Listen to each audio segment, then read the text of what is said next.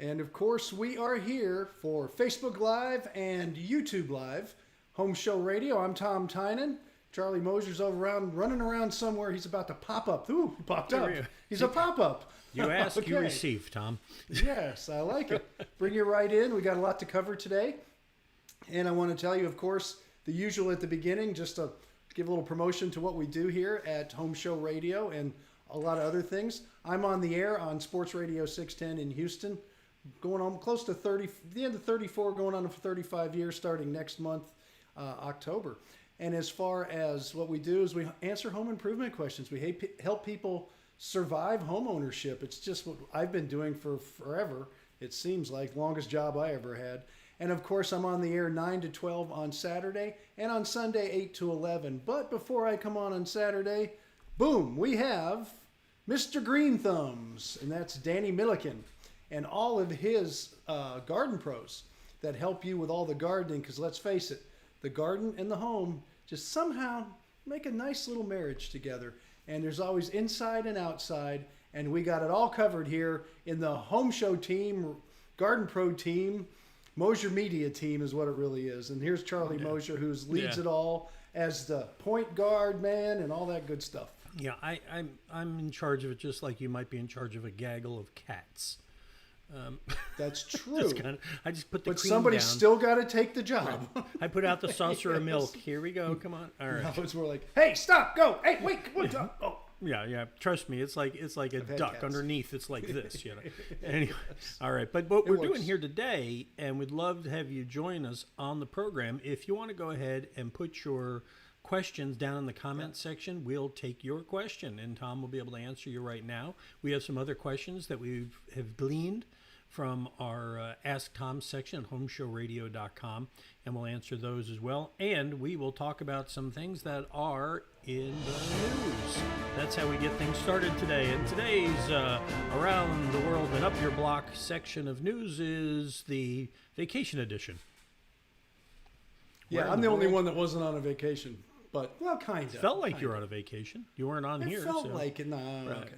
Well, and you packed it. Well, let's just say this about that. I was hanging ceiling fans and fixing home. I was doing home improvement projects like crazy this last weekend. So I did find myself busy. Yes. I do that with this. Yeah, okay. How much is that again? All right. But that's the deal with the show here, in case you're new to the show. Tom's the expert. I'm the Ed McMahon of the show. And Tom had a big week in his house this week. And I guess I'll let you talk more about the honor that was visited upon your wife and her dad. That is my lovely wife, yes. And we did have a Sunday little soiree kind of thing. Her father, as well as many other people on this particular medal, was awarded the Congressional Gold Medal of Honor for his service in World War II. It's a very proud moment for their family. And what it comes down to is when he was 15 years old, and he was an immigrant coming through San Francisco from China, and he got here, and World War II had begun, and he joined the Navy at 15. He lied and got in because, I don't know, he just lied and got in. Because it's the American way. Yeah, my father got in the Marines when he was 17. What are you going to do? Anyway, he got in and he served the country before he was ever a true part of the country, which he did live the rest of his life here and passed away several years ago. He was not alive to receive this, but his daughter received it for their entire family, and I happen to be a good part of it.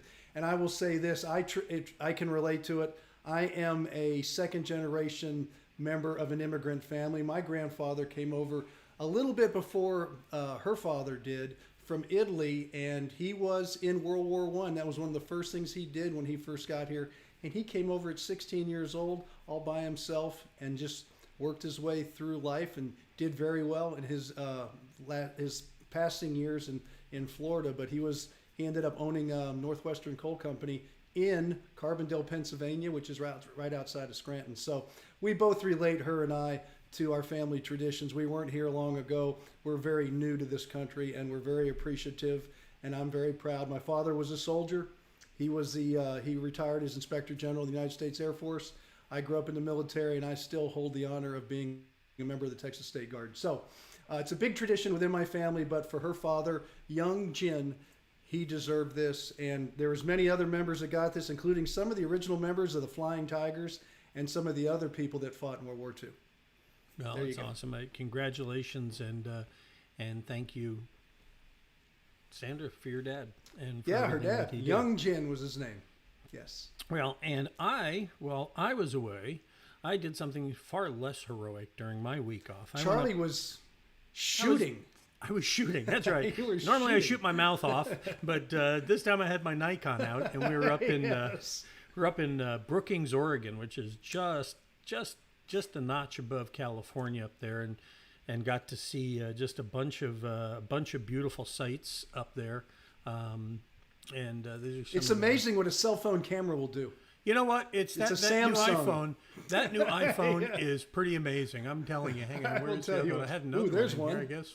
I can't Snowstorm. find the other one. Where is it? Hang on. Okay, Where is there it? you go. Or is it back here? Hold on. Oh, there, here it is. I got it right here. There's another one. Okay. Oh, there you go. So there you go. That's nice. That's Natural Bridge in Brookings, and this is great. This is actually the second most popular beach in the state of Oregon. It's called Secret Beach.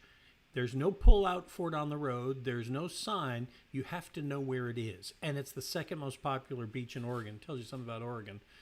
And this was actually... I thought this was the aftermath of the Portland riots, and Portland no longer exists. No. There it is burning in the horizon. Right, and this is called Whales Head. This is where, and we were out there late and got the Milky Way. So that, awesome. That's beautiful. Self-serving as it may be, that is what's news this week in our world. And, we appreciate it. So let's get to the questions. If you got some to add, feel free to join us and put them down below. But let's get to it, Tom. Here's our first question. Comes to us from Elmira, New York.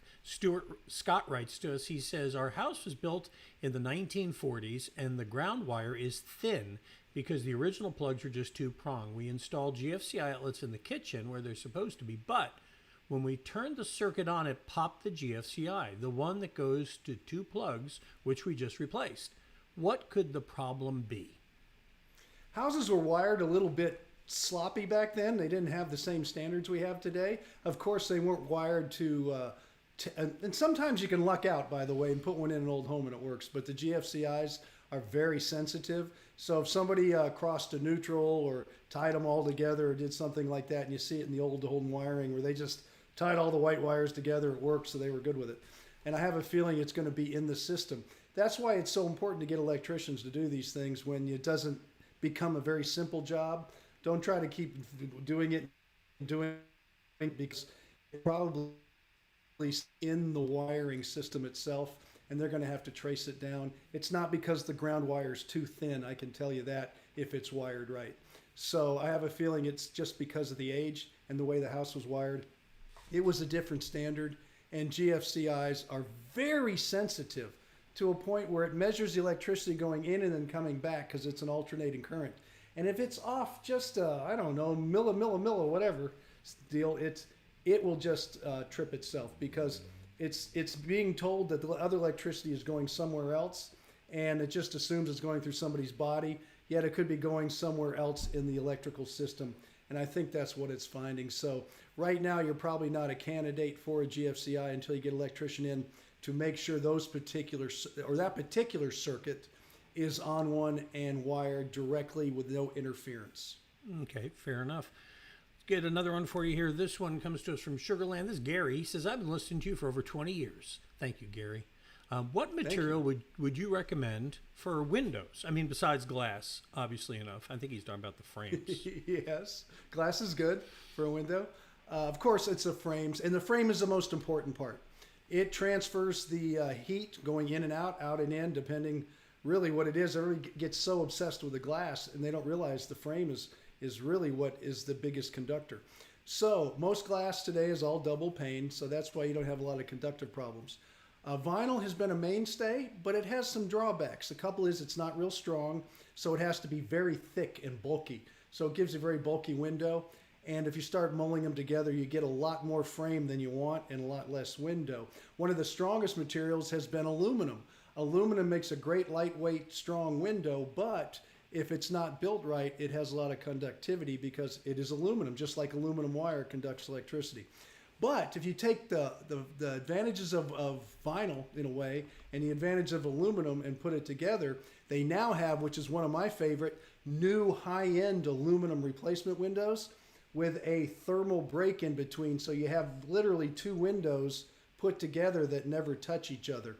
And it gives you the small frame, the strength, it gives you the energy efficiency just as well as the vinyl, in some cases more. It also gives you more design ideas and design capabilities of the window. So right now that's my favorite. That doesn't mean it won't get redeveloped. There's composite and there's wood, there's clad, there's a lot of other windows that are much better than the old aluminum, what they call builder grade windows, which a lot of people got stuck with.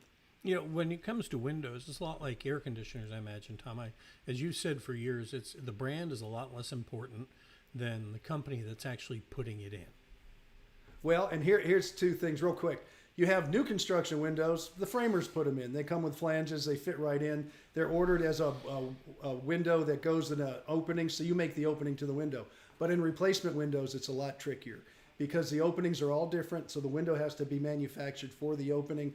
And that's when you get into someone with a lot of experience. You get a good warranty with it. We, of course, in Houston, if you're watching this and need a window replacement company in Houston, Gulf Coast Windows has all those different windows we talked about, as well as glass combinations like hurricane glass, but they also have the experience of doing the window replacement because it's a lot different between new construction and retrofitting replacement windows. And if you're in the Houston area and you're looking for people you can trust for just about any job on your house, go over here to our website, to homeshowradio.com, and if you'll scroll down, you'll see that we have all our Home Show Pros listed right here on the homepage, and you can find them there. And if you're not sure who, but you know what? We also have them organized by category, so that'll help you move along and get the job done around your house. Our third question today, Tom, comes from David, and he's in, I normally stick you with these on the Ask Tom videos, these impossible to pronounce names, but he's in Potawatomi Park, Indiana. There's a few takes on that one. I practiced that a few times before the show. Okay, yeah. He says, I bought a 1,210 square foot ranch house with no soffit vents. He says, I had ridge vents installed along with 18-inch blown-in insulation. I can remove the material on the soffits and put in directional channels, he says, over the insulation down to the soffit. My question is, should I put the styrofoam channels completely around the house? Should I replace all the solid soffit with a perforated material? I think he kind of like that hardy continuous soffit kind of material. Perfect. A hardy would be fine. Yeah. Those inserts you're talking about, we call them baffles, and they do hold the insulation down. And I can tell you, all you need is about 3/4 of an inch. If you want to do every one and you're pulling the whole soffit down, then you could do that if you have the patience to do it. If you want to do every other one, then I can tell you can probably get away with that, no problem, and have enough opening to cover the house. It sounds like it's a simple gable design. And then, of course, the hardy perforated soffit, some people in parts of the country will still use the perforated vinyl, I understand, but the perforated soffits is by far a great way to go. Not only does it go just straight up, but in the soffit, it'll travel around, and it'll give it lots of air movement into those open areas where you put the baffles. You stopped abruptly. Oh, I was told at the beginning, keep it short. I was mixing a drink. No. Okay, fine. Well, warn me. I'm mixing a drink. No, that's fine. And the idea of that is something that you do here too. I mean, and the idea of having to use those baffles, to push back or create channel with the insulation. At least he went the right way. He's got the 18 inches of fiberglass up there, and they'll give him an R30. Is that right? 18 inches. That's probably a little bit over an R30. And depending in the country where you are, you're going to get more and more. And that area is where the ridge comes down onto the soffit area where the wall is. So it gets very tight. You don't want to plug it up yet. You have a lot of insulation. So it pushes the insulation down. They're just little baffles that go up there. Most of them are made out of cardboard or a plastic coated corrugated material. And they're up there, and we shove them all in when we're building new homes before the insulation goes in. And it makes it nice and clean and keeps that opening for everybody. Fair enough. It's time for me to do a little roll call here. Everybody who I can see on my machine here. See some? Yeah, I do. I see one or two. I see Heather is here, and Jeremy, and Kathleen, Don, and Junior. Well, hello. So good to have you all here. Thank you for being Yes. with us. If you want to be on the roll call, you have to watch the home show page. Just don't feel slighted if you're watching, because we're also feeding this to our YouTube page and our Garden Pros pages as well. So we do that, by the way, because Danny does a show on Wednesday afternoons at about 3:30, just like this, where he answers gardening questions. And if you're not around to catch that, Danny, of course, we're talking about Danny from the Garden Pros on Saturday mornings. He joins us on the last Thursday of the month to answer questions as well. So, all right, next question comes to us from Greg over in West Chase, Tom. He says, my HVAC equipment is over 23 years old, and the outdoor condenser unit is shot and needs to be replaced. Should I also replace the evaporator coil in the attic at the same time? 23 years old. Yeah, it probably wouldn't be a bad idea if you have the money. Now, if you were so strapped with cash that you have to do it in segments, which I don't have a problem with, then, and I've done it with mine. Mine's 23 years old. My coil in the evaporator coil is still great. I replaced the condensing unit only because I don't like financing things, so I'm paying as I go, and the coil upstairs is working fine, and the system works great now. Will it end tomorrow, and will I need a new evaporator coil? Let's put it this way. I have already talked to Rick from Absolute Comfort Air 2 years ago saying, Rick, what coil can we get? And he's already named it out and everything. So he's just waiting for a text from me. Hey, it's time for my coil. And here he comes. So, if you can, it's a good idea to replace them both. If you can't, get the condensing coil replaced. And who knows how long an evaporator coil will last, because it has no moving parts. So as long as it doesn't have a leak and it's like mine and just doesn't seem to want to break, then it does what it needs to do. There's no, I got you. No idea what that was. Okay. Okay. There's no moving parts. There's no bearings or fan motors or anything. So who knows how long they last, but you make the decision, in the long run. If you want to just get it done and not worry about it, it's not a bad idea. All right. Fair enough. I got one more for you, and then we have kind of a surprise for everybody at the end of the show here today. Got a treat for you on our Before We Go thing. Cool. Premiere of a brand new home show video. Always nice to bring one of those into the world, isn't it? I've done many. I don't know. I think I might not this have one any here, left in me. Chris unfurled a brand new toy to do this next video. We did a piece of time lapse on this that you'll see a dancing sidewalk. So that's coming up in just a minute. Last question. Mario from Humble. He says, would like to improve my attached garage's insulation because it gets hot in the summer. Oh, we've had this before, right? I want to work in the garage in a mid-80s temperature instead of the 90s outside. I have placed a layer of fiberglass insulation over the garage in the attic, but the ceiling is still warm. The side of the garage that is exposed to the sun is also warm. What do you recommend, Tom? Well, just like I had Absolute Comfort Air at my house about an hour ago, he still might be there cleaning up. The air conditioner in my garage where I work broke. I was on vacation, as Charlie said last weekend, which means I was home. I was replacing a pool pump. I was building it in my garage. My air conditioner didn't work. It was hot. It was super hot. And I said to myself, I got to get this thing fixed. The only way you can cool something is with an air conditioner. So it needs an air conditioner. Insulation does not air condition. Insulation does not cool anything. You take an ice chest, an igloo ice chest, put it out in the sun, keep it closed, open it up. It's hot in there. You have to have cooling in an ice chest. You'd have ice. So if you want to sit in ice, you can do that in your garage. But you need to cool it with an air conditioner. And here's the problem. If you insulate it in our hot climate, and I get this question every year for 30 years, why is my garage hot in August or September as it is now? Because it's hot outside. It's 100 degrees. If you insulate it when the sun goes down, which is the heater, it stays hot even longer. So now you've got all that heat in the garage and you're holding it in. So you can probably stay even hotter all night long and it'll be hotter in the morning. So don't insulate. Even in my air-conditioned garage, as I use as a shop, not a house. I know it's not energy efficient. I only turn it on when I go in. But I have no insulation at all. I don't want any insulation. I do have a radiant barrier that was sprayed on.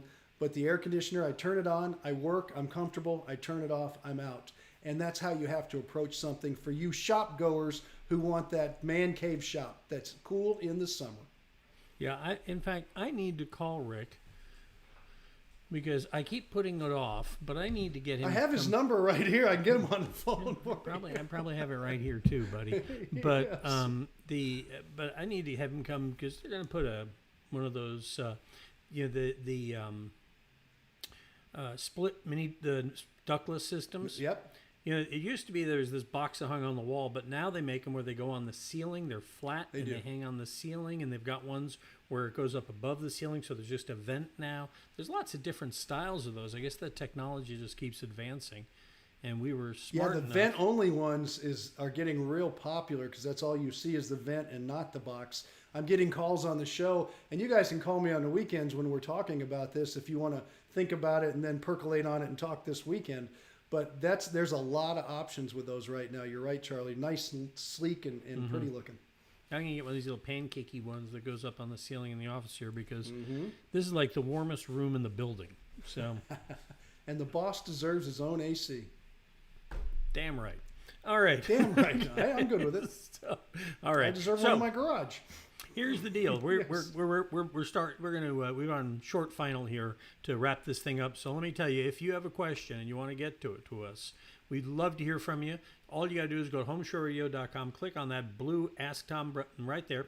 In there, it'll take you to this page here, and then you can either use the form or you can send us a video. Either way, but it'll take you a form like this, fill it out, send us the details, and then Tom can answer the questions. We answer them every day. If you're looking for a Home Show Pro you can trust, go over to our website as well and scroll down, and there they are. All our Home Show Pros are on display for you. And if you don't know who, but you know what? Guess what? You're in luck. We got that organized for you, too. I've only said that once or twice in the time we've been doing this. But that's what we do because we're here to help you. And, of course, Tom is here to help you all weekend, too. I am. Every Saturday, 9 to noon. And, of course, Sunday, 8 to 11 on Sports Radio 610. Or you can listen to me at homeshowradio.com. None of these things we talk about cost you a penny. It's all free to you, including radio, videos, on and on, all the referrals. You don't have to pay anything. Danny, of course, comes on 7 to 9 on Saturday morning before me. Does a great job, and it's the same thing, all free. Has a great website. He's got referrals for nurseries and things. So it's full service. We can help you in the Houston area, that's for sure. Before we go, we got one more thing for you. We have a brand new home show feature video we want to share with you about Concrete Raising Corporation and how they solved the teacup problem. If you got what Tom likes to say, cattywampus sidewalks. Cattywampus sidewalks in the Gulf Coast area, it's something we're all used to. Oak tree will take out about up to 300 gallons of water a day. You combine that with expansive soils and you get settlement like we had here. Concrete can be lifted with polyurethane foam or a process that uses cementitious slurry called mudjacking. We're going to be pumping this cementitious slurry, topsoil, sand, and Portland cement that we screen and process in our yard. We'll explain later why the slurry mix is the right choice for this sidewalk job. First, here's how it all comes together. Portland cement in this hopper falls down onto the dirt mixture, comes down the belt as it conveys out into the bottom of the auger here. This bar here is where the water is injected into the auger. It mixes in the auger, out the end of the auger, so you got a consistent mix. The result? We mix it to the consistency of about a thick pancake batter. The crew has about 30 minutes to pump the slurry before it hardens.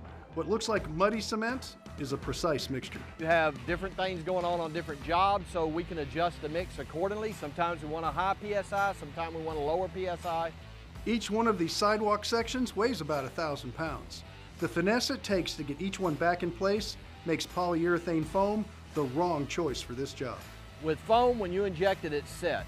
It's better to do a small piece of concrete in slurry because you have more control of it, you can move it better. I don't know what you call the opposite of cattywampus, but I know what it looks like. It looks like this.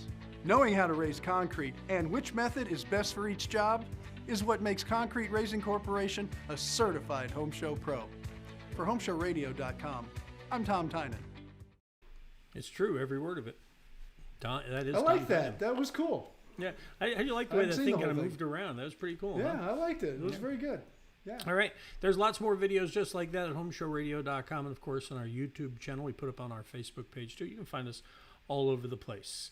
One more thing before we go. I hope you will take time this Saturday to pause and remember 20 years ago. And keep all those first responders and those we lost in your thoughts and prayers this weekend, as well as our great land. Tom, we'll see you on the radio on Saturday. You will. Thanks. Got a question? Ask Tom on Home Show Radio. Home Show Radio.